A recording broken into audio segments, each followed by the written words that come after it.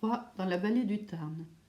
Une route neuve conduit de Pont-de-Montvert à Florac par la vallée du Tarn.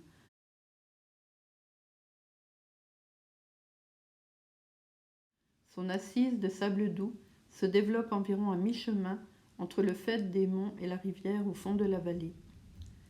Et j'entrais pour en sortir alternativement sous des golfes d'ombre et des promontoires ensoleillés par l'après-midi.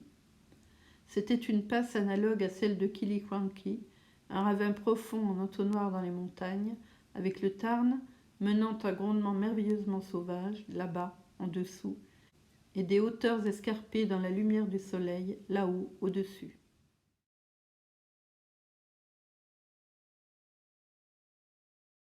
Une étroite bordure de frênes cerclait la cime des monts comme du lierre sur des ruines. Sur les versants inférieurs et au-delà de chaque gorge, des châtaigniers, par groupes de 4, montaient jusqu'au ciel sous leur feuillage épandu. Certains étaient implantés chacun sur une terrasse individuelle, pas plus large qu'un lit. D'autres, confiants en leurs racines, trouvaient moyen de croître, de se développer, de rester debout et touffus sur les pentes ardues de la vallée. D'autres, sur les bords de la rivière, restaient rangés en bataille et puissants comme les cèdres du Liban. Pourtant, là même où ils croissaient en masse serrée, ils ne faisaient point penser à un bois, mais à une troupe d'athlètes. Et le dôme de chacun de ces arbres s'étalait, isolé et vaste d'entre les dômes de ses compagnons, comme s'il avait été lui-même une petite éminence. Il dégageait un parfum d'une douceur légère qui errait dans l'air de l'après-midi. L'automne avait posé ses teintes d'or et de flétrissure sur leur verdure, et le soleil, brillant au travers, atténuait leur rude feuillage, en sorte que chaque épaisseur prenait du relief contre son voisin, non dans l'ombre, mais dans la lumière. Un humble dessinateur d'esquisses lâchait ici, désespéré, son crayon.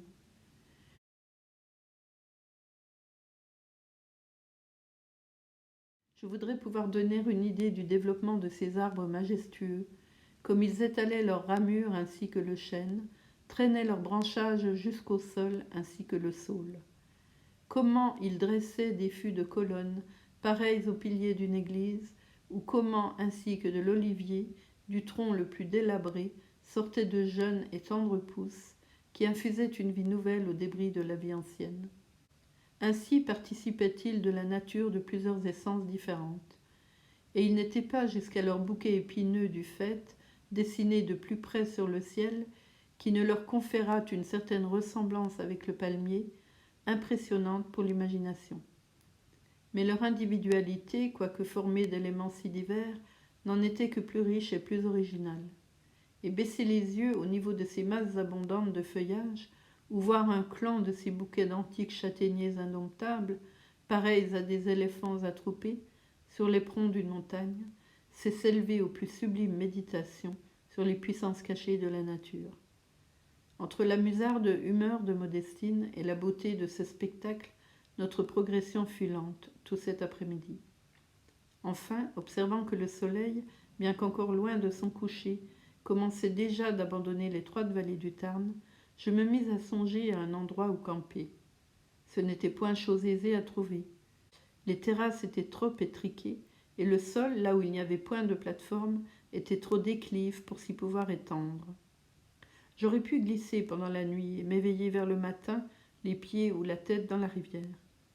Après peut-être 1 mille, j'aperçus à environ 60 pieds au-dessus de la route un petit plateau assez large pour contenir mon sac et protégé comme par un sûr parapet par le vieux tronc d'un énorme châtaignier.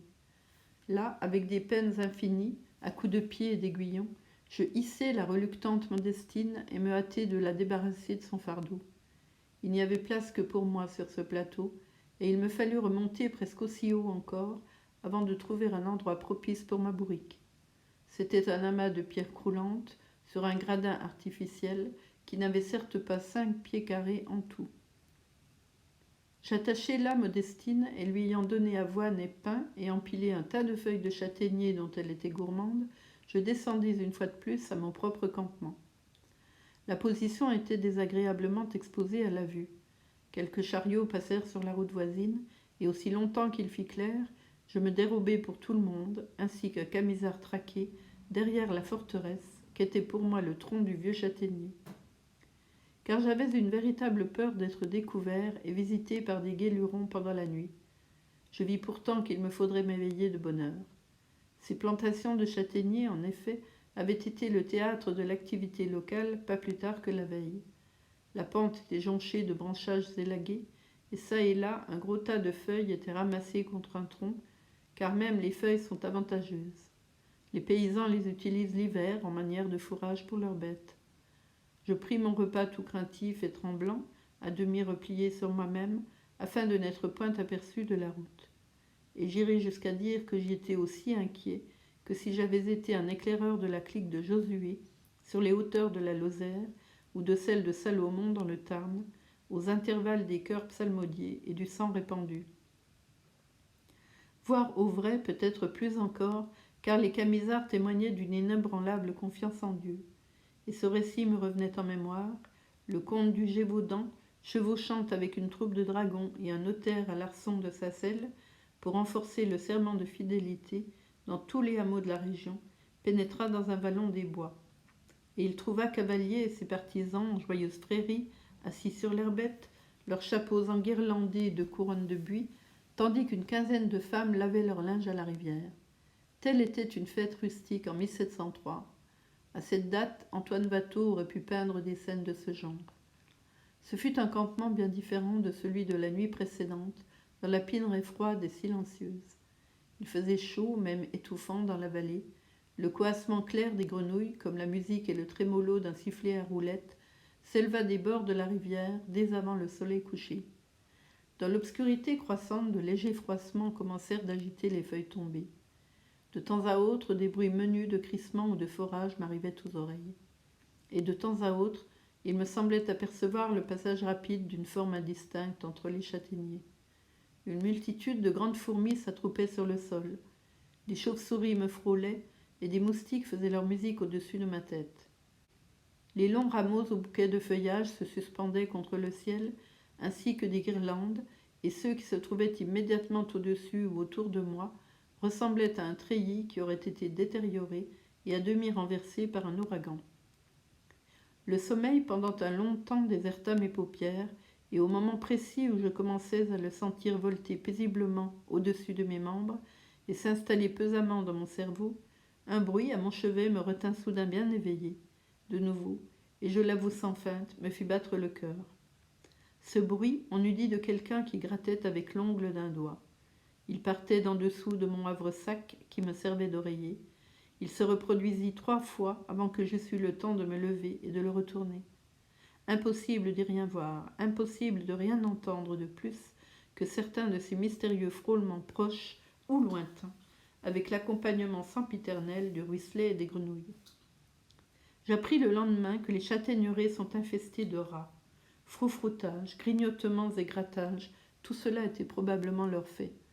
Mais pour le moment, l'énigme demeurait insoluble, et il me fallut m'accommoder pour dormir, du mieux possible, d'une étonnante perplexité quant à mon voisinage. Je fus éveillé dans la grisaille du matin, lundi 30 septembre, par un bruit de pas peu distant sur les pierres.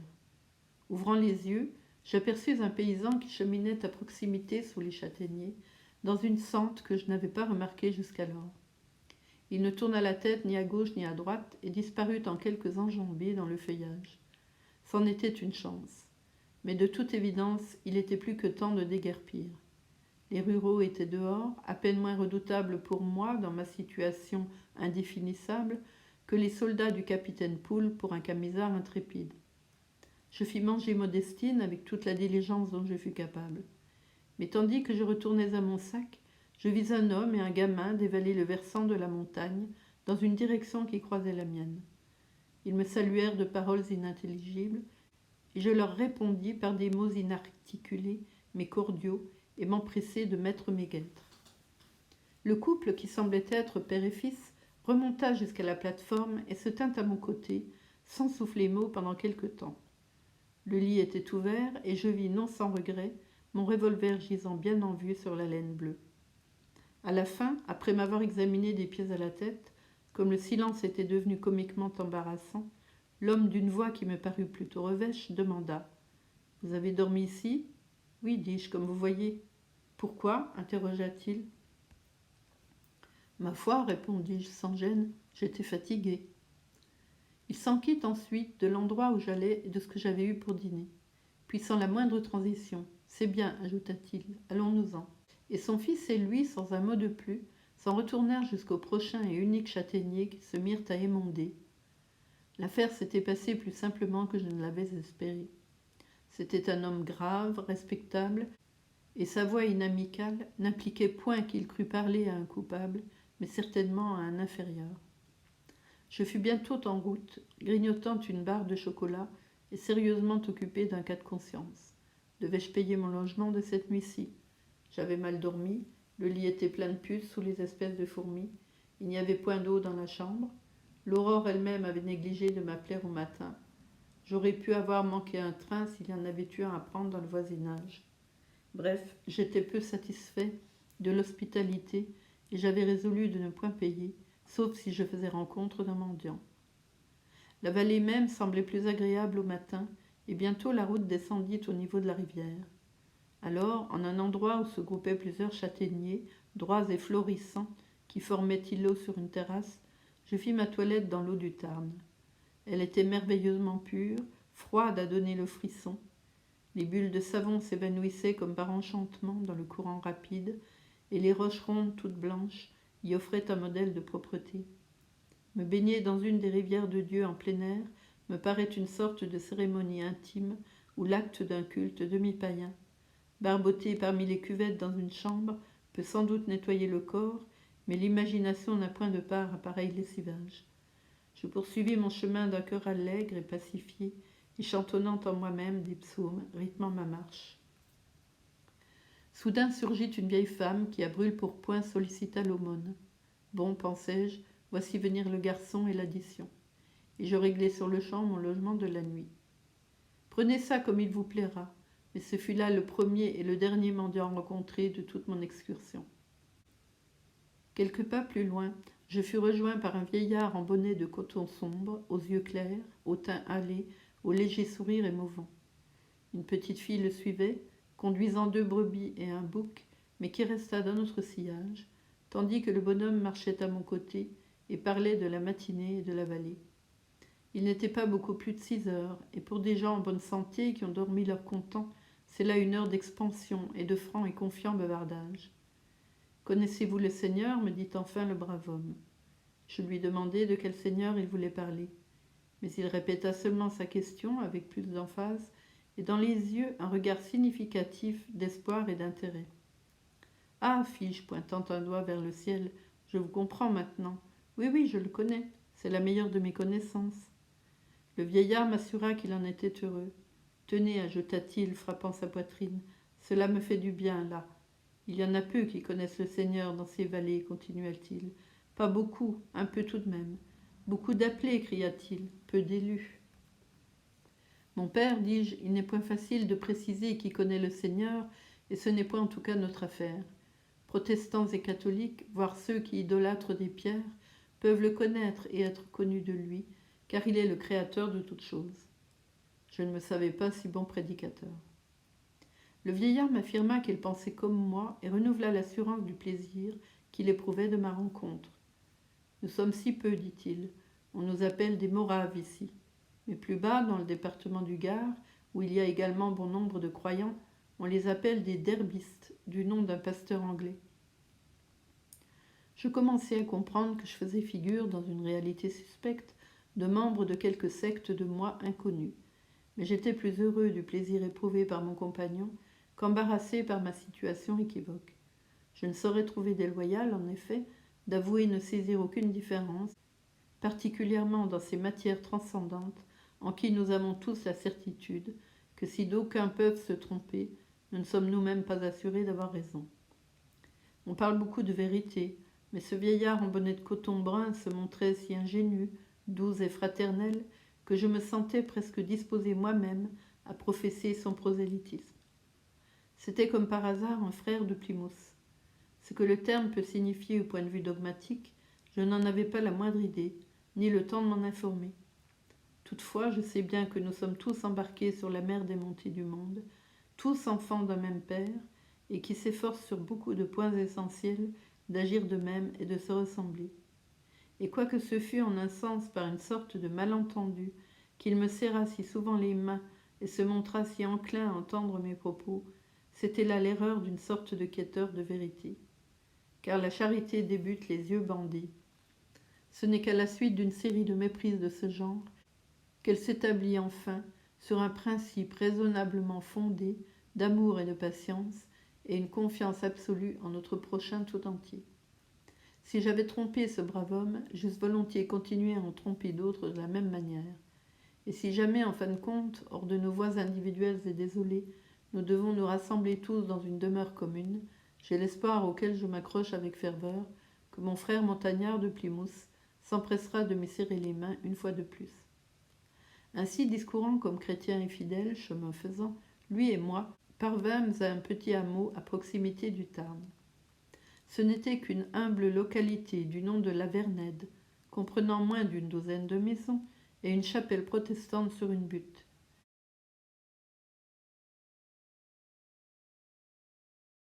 Ici habitait le vieillard, et ici, à l'auberge, je commandai mon déjeuner. L'auberge était tenue par un aimable jeune homme, casseur de pierres sur la route, et par sa sœur, jeune fille jolie et avenante. L'instituteur du village s'amena pour bavarder avec l'étranger. Toutes ces personnes étaient des protestants, fait qui me plut au-delà de ce que j'en eusse attendu. Et ce qui me fit encore davantage plaisir, c'est que tous semblaient des gens simples et honnêtes. Le frère de Plymouth m'entoura d'une sorte de sollicitude affectueuse, et par 3 fois au moins, il revint s'assurer que j'étais satisfait de mon menu. Sa manière d'agir me toucha profondément, et maintenant encore, son souvenir m'émeut. Il craignait d'être importun, mais il ne quittait pas volontiers ma compagnie une minute, et il semblait ne jamais se lasser de me serrer les mains. Lorsque tous les autres furent partis à leur travail, je m'assis pendant près d'une demi-heure à deviser avec la jeune patronne de l'établissement. Elle parla gentiment du produit de sa récolte de châtaignes et des beautés du Tarn et des antiques attaches de famille qui se brisent, sans cependant cesser de subsister quand les jeunes gens s'éloignent de leur chez-soi. C'était, j'en suis certain, une excellente nature, d'une franchise campagnarde, qui cachait beaucoup de délicatesse. Qui l'aimera sera sans doute un jeune homme heureux. La vallée en dessous de la Vernède me plaisait de plus en plus, au fur et à mesure que j'avançais. Tantôt les montagnes nues et couvertes d'éboulis se rapprochaient de part et d'autre et emprisonnaient la rivière entre des falaises. Tantôt la vallée s'élargissait et verdoyait comme une prairie. La route me conduisit au-delà du vieux château fort de Miral, situé sur un éperon, au-delà d'un couvent crénelé depuis longtemps détruit et converti en église et presbytère.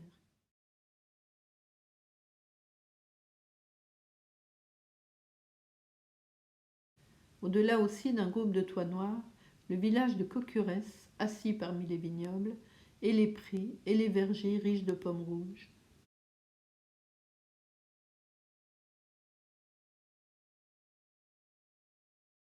Là, au long de la chaussée, des gens gaulaient des noix aux arbres d'un côté de la route et en remplissaient sacs et paniers. Les montagnes, quoique la vallée demeurât spacieuse, étaient toujours hautes et dénudées, aux dentelures âpres, avec çà et là des aiguilles qui pointaient. Et le Tarn murmurait toujours parmi les pierres sa chanson montagnarde. Je m'étais attendu, d'après des touristes à l'humeur pittoresque, à trouver une région horrifique selon le cœur de Byron. À mes regards d'Écossais, elle semblait riante et généreuse, tandis que la température donnait à mon corps d'Écossais une sensation d'arrière-été. Pourtant, les châtaigniers étaient déjà dépouillés par l'automne, et les peupliers qui commençaient ici à s'y mêler étaient devenus d'or pâli aux approches de l'hiver. Il y avait dans le site un aspect souriant malgré sa rudesse, qui m'expliquait l'esprit de ces covenantaires du Midi. Ceux qui en Écosse se réfugièrent dans les montagnes pour la paix de leur conscience étaient tous d'humeur mélancolique et troublée, car une fois qu'ils avaient reçu assistance de Dieu, ils avaient au moins 2 fois été en lutte avec le diable. Mais les Camisards n'avaient que de claires visions auxiliatrices. Ils trempaient davantage dans le sang, à la fois comme vainqueurs ou vaincus. Pourtant, je ne vois dans leurs archives nulle possession diabolique. Ils continuaient de vivre la conscience tranquille dans ces rues de temps, et malgré les circonstances. L'âme de Séguier, ne l'oublions pas, ressemblait à un jardin. Il se savait à la droite de Dieu, avec une certitude sans égale chez les Écossais. Car les Écossais, bien qu'assurés de leur cause, n'avaient jamais confiance en eux-mêmes. Nous courions, raconte un vieux camisard, lorsque nous entendions le chant des psaumes. Nous courions comme si nous avions des ailes. Nous ressentions à l'intime de nous une ardeur exaltante, un désir qui nous soulevait. Des mots ne peuvent traduire nos sentiments. C'est quelque chose qu'il faut avoir ressenti pour le comprendre. Aussi harassés que nous pouvions être, nous ne pensions plus à notre fatigue et nous devenions enthousiastes dès que le chant des psaumes arrivait à nos oreilles. La vallée du Tarn et les gens rencontrés à la Vernède m'expliquèrent non seulement ce texte, mais les 20 années de souffrance que ceux-là, qui étaient si obstinés et sanguinaires, dès qu'ils s'étaient engagés au combat, endurèrent avec une douceur d'enfants et une constance de paysans et de saints.